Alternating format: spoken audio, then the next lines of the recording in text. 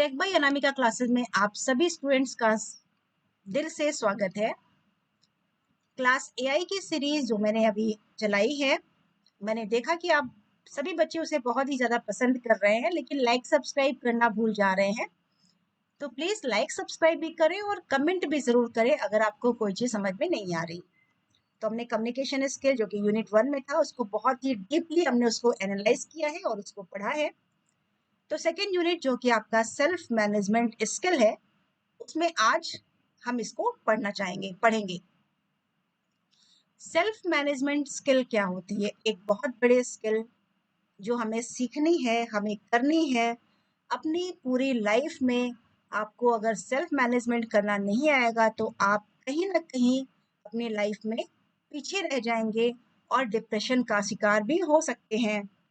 तो इस चैप्टर को बहुत ही ध्यान से, बहुत ही मन से पढ़ेंगे कि ये चैप्टर आपकी ओवरऑल लाइफ, जितनी भी आपकी लाइफ में हर एक सिचुएशंस है, उन सभी सिचुएशंस को लेकर के हमें कैसे डील करना है, वो सब इस क्लास में आपको बताई जाएगी। चलिए पढ़ते हैं। सेल्फ मैनेजमेंट स्किल क्या है? तो इसके लर्निंग ऑब्जेक्टिव में हमें सीखना है, इस पूरी वीडियो में आपको देखना है कि सेल्फ मैनेजमेंट की मीनिंग क्या होती है। Demonstrate the positive result of self management. Self management के पॉजिटिव रिजल्ट्स क्या होते हैं? Identify the factor that help in building self confidence.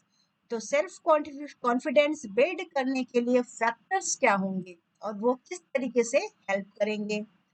Demonstrate करना है कि सेल्फ मैनेजमेंट स्किल होती क्या है, ये हमें पढ़ना होगा नेक्स्ट टॉपिक्स में। चलिए हम पढ़ते हैं। मीनिंग ऑफ सेल्फ मैनेजमेंट क्या होता है? Self management skills are the core skill that govern our attitude and approach. 1 minute. हाँ, approach towards life, further making us self-confident when faced with difficult time. It means कि self management skills आपकी core skills है जो किसी भी difficult situations में आपका confidence, आपका एटीट्यूड शो करता है कि आप उस डिफिकल्ट सिचुएशन को किस तरीके से सॉल्व करते हैं। These skill complement variety of other personal and professional skills. ये आपके जो स्किल्स है, ये आपकी पर्सनल और प्रोफेशनल दोनों स्किल्स के बारे में बताती है कि है आपकी पर्सनल और प्रोफेशनल दोनों स्किल्स आपके अंदर होगी, तभी आप किसी सिचुएशन को सॉल्व कर पाएंगे। The way we deal with others in our professional personal lives independent on the way we deal with ourselves, our self management skills. तो आपकी सेल्फ मैनेजमेंट स्किल्स आपकी क्या है? जहाँ पे आपकी पर्सनल और प्रोफेशनल स्किल्स आपकी काम आती है किसी डिफिकल्ट सिचुएशंस को सॉल्व करने में।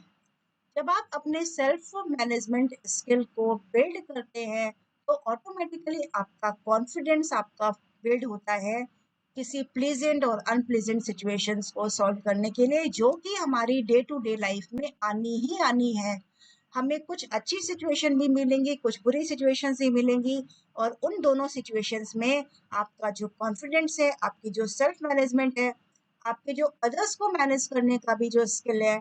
बहुत सारे लोग ऐसे होते हैं जिनके पास लोग जाके बात करना चाहते हैं, जिनके जिनके पास लोग बैठना चाहते हैं, लेकिन कुछ लोग ऐसे होते हैं जिनके पास लोग बैठना नहीं चाहते हैं, उनसे बात करना नहीं चाहते हैं। क्यों?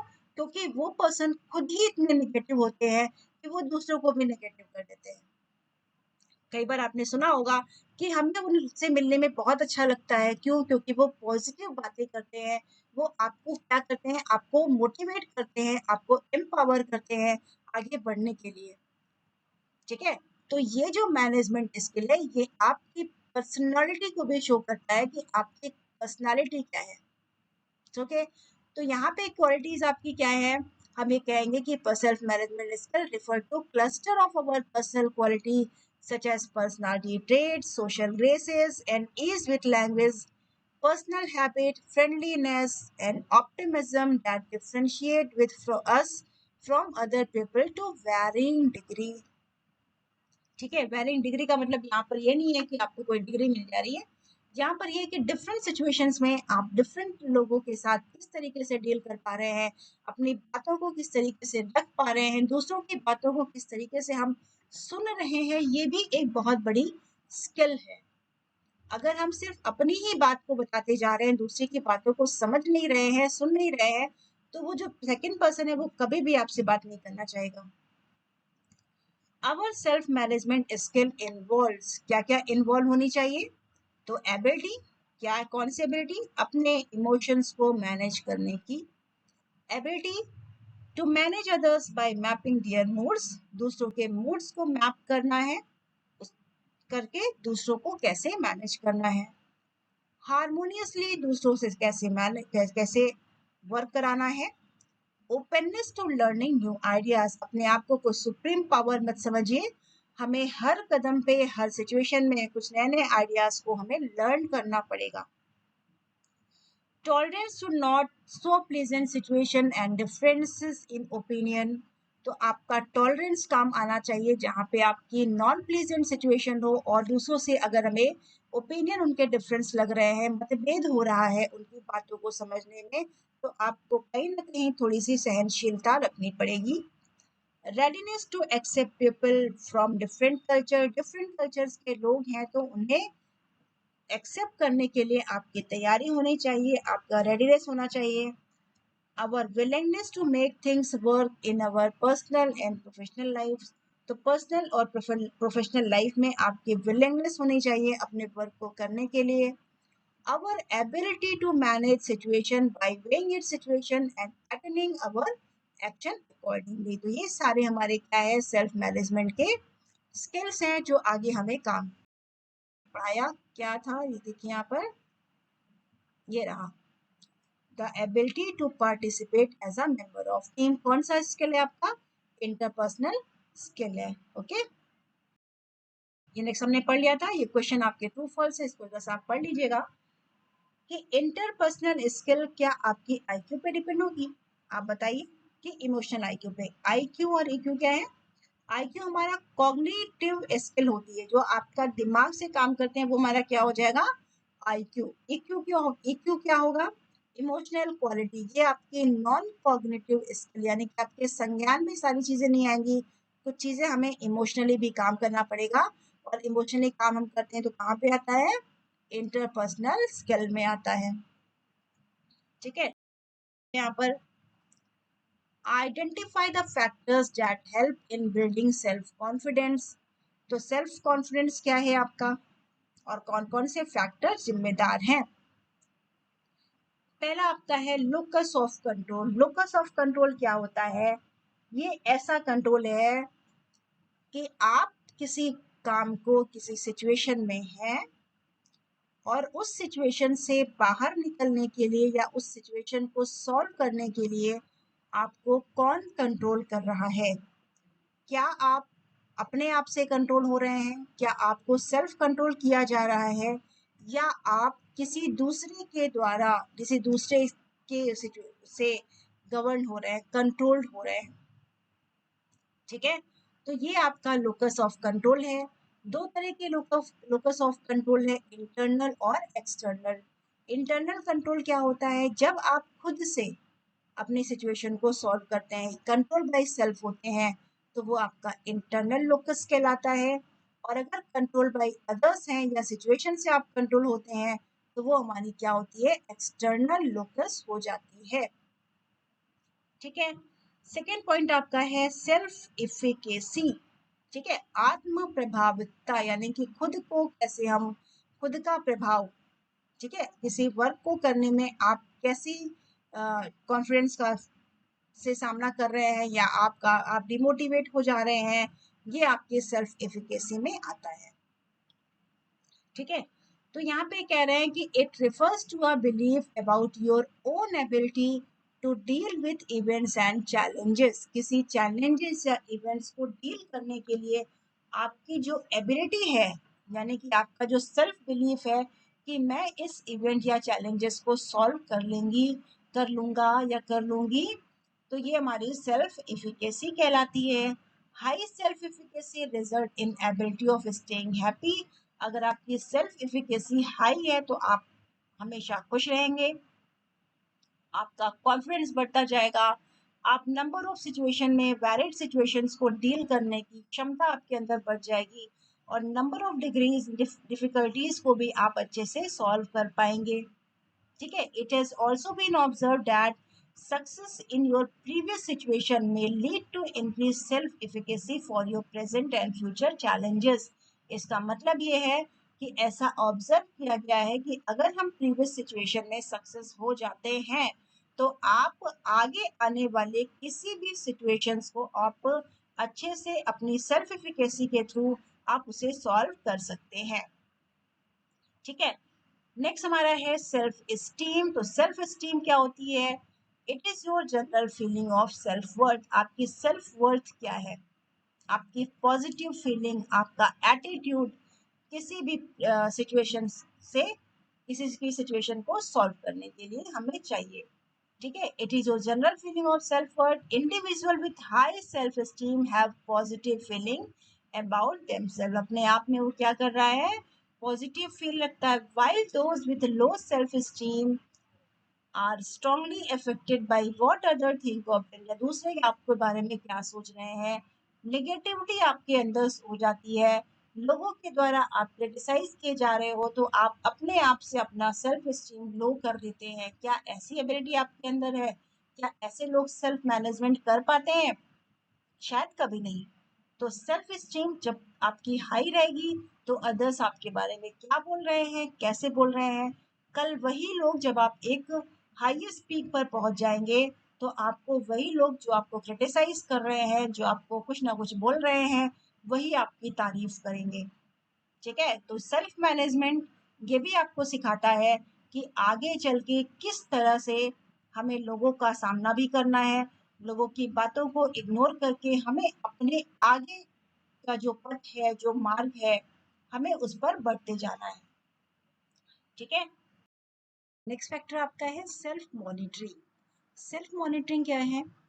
सेल्फ मॉनिटरिंग है कि आप अपनी जो डेली की एक्टिविटीज़ हैं आप उन्हें खुद से मॉनिटर कीजिए कि क्या मैं राइट डायरेक्शन में अपने कॉन्फिडेंस लेवल को इंक्रीज कर रही हूँ या नहीं कर रही हूँ, क्या मैं किस सिचुएशन से ओवरकम कर पा रही हूँ कि नहीं कर पा रही हूँ। ये चीज़ें हमें सेल्फ मॉनिटर्स के थ्रू हमें अपने बिहेवियर्स के बारे में पता चलता है। अगर हम अपना सेल्फ मॉनिटर नहीं कर पा रहे हैं तो कहीं ना कहीं दूसरे इससे इफेक्ट हो रहे हैं और हमें उस चीज़ को हम लोग मॉनिटर ही नहीं कर पा रहे हैं कि दूसरे लोगों को भी इस चीज़ का बुरा लग रहा है या वो हमें समझ नहीं पा रहे हैं। तो ये सारी चीज़ें आपके सेल्फ मॉनिटर से आती हैं। एक बार आप पढ़ लेते हैं क्या है इसमें रिटन है। It is a context extend to which you base your behaviour on cues from others and situations. क्या अपने बिहेवियर्स को हम दूसरों के उससे हम जज करते हैं। Individual high in self monitoring pay attention to what behaviour is appropriate in certain situation. किसी सिचुएशन में आपका बिहेवियर कैसा है ये हमें मॉनिटर करना है, such as staying clean, hygienic, spending time with positive peoples and standing by high ethical standard. आपके स्टैंडर्ड्स एथिकल हैं कि नहीं है। while those low on self monitoring prefer that their behaviors reflect their attitude and are not as flexible in adapting their behavior to situational cues। यानी कि जो self monitor नहीं कर रहे हैं अपने आप को तो उन्हें फर्क नहीं पड़ता कि लोग आपके बारे में क्या कह रहे हैं, लेकिन कुछ चीज़ों को हमें मॉनिटर करना चाहिए। It is often seen that individual with high self monitor does well in customer relationship। तो इसका मतलब है कि जो खुद को सेल्फ मॉनिटर कर रहा है वो कस्टमर रिलेशनशिप अच्छा बना पा रहा है, सेल्स जॉब अच्छी कर पा रहा है, किसी पोजीशन में, किसी मीटिंग में, पब्लिक में वो अपनी अटेंटिवनेस से लोगों को अट्रैक्ट कर पा रहा है, किसी सिचुएशंस को सॉल्व कर पा रहा है।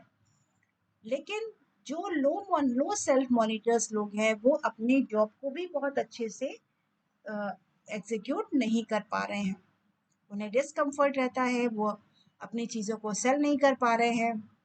तो ये सारी चीज़ों को अगर आपको इफ़ेक्टिवली एग्जीक्यूट करना है तो हमें डेली बेसिस पर अपना मॉनिटर करना है, अपना खुद को मॉनिटर करना है कि क्या हम लास्ट डे जो हमने काम किया था क्या वो इफ़ेक्टिव था, क्या वो लोगों को समझ में आ रहा था, क्या लोगों ने मुझे अप्रिशिएट किया है उस चीज़ के लिए, या लोगों ने मुझे डिप्रिशिएट किया कि आपका वर्क अच्छा नहीं है। और अगर अच्छा नहीं है या कोई चीज़ें हैं जो एक्टिवली हमें पार्टिसिपेट करना था, क्या वहाँ हम पार्टिसिपेट कर पा रहे हैं कि नहीं कर पा रहे हैं। ये हमें कहाँ से मिलता है, जब हम सेल्फ मॉनिटर करते हैं।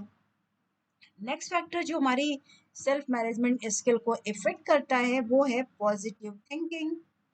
अगर हम पॉजिटिव थिंकिंग नहीं कर रहे हैं किसी भी सिचुएशन में तो हमें बहुत ही प्रॉब्लम्स झेलनी पड़ेगी।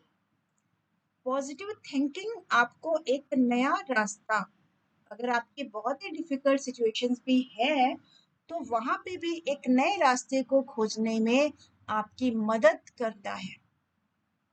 ठीक है, तो ये सेल्फ मैनेजमेंट स्किल में है, वो आपकी पॉजिटिव थिंकिंग आपकी हेल्थ को, आपकी मेंटल हेल्थ को और आपके आगे आने वाली जो सिचुएशन है वहाँ पर भी आपको बहुत सारी मदद करता है। बहुत ग्रेटिट्यूड में हम रहते हैं और अपने वर्क को बहुत अच्छे से परफॉर्म कर सकते हैं। ठीक है, तो ये हमारी पॉजिटिव थिंकिंग हो गया, सेल्फ मॉनिटर हो गया। Apart from the above mention internal factors, some other external factors भी हैं। कैसे हैं? सोशल है, कल्चरल हेल्प है in building our self confidence.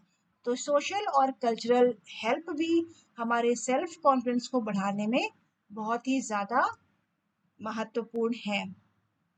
It has been observed that people coming from a society which respect individual and has a culture of forgiving failures and is a tolerance to one's accidental mistake rather than penalizing have higher degree of self-confidence than the ones coming from society or culture which is intolerant and punitive to its people mistakes and failures. तो यहाँ पे ये कह रहे हैं कि ऐसे person जो ऐसे सोसाइटीज से आते हैं जहाँ पे फॉरगिवनेस हो, कोई दूसरा को किसी दूसरे ने कोई गलती की है तो उसको फॉरगिव कर सके या उसको उसके लिए उसको टॉलरेंस करना पड़े। ठीक है, तो भी वो पर्सन अपना सेल्फ कॉन्फिडेंस को बिल्ड कर सकता है। ठीक है, तो लाइक सब्सक्राइब मत भूलिएगा। इस सीरीज को मैं आगे भी बढ़ाती रहूंगी जिससे आप लोग की क्लास 9 का जो एआई सिलेबस है वो प्रॉपर तरीके से कंप्लीट हो जाए। तो thanks for watching, like subscribe करना मत भूलिएगा।